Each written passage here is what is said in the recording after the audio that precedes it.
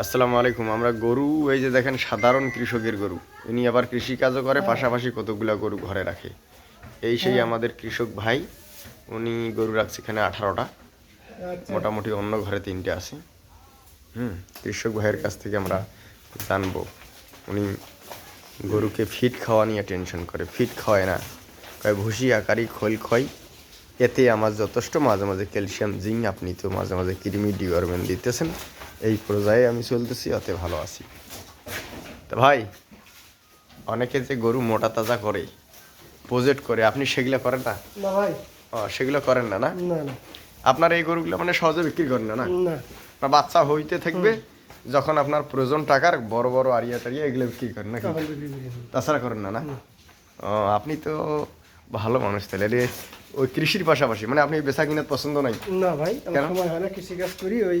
বেচা কিনা করলে হাট যাওয়ালে হ্যাঁ, একটা গরু অসুস্থ আসলে আর বাকি গরুগুলো অসুস্থ হয়ে যায়। এখানে তো আপনার গরু কোনো সমস্যা নেই, আল্লাহ দিলি নাকি, নো টেনশন না। আচ্ছা, এখন আছে গরু কুটি কয়টা?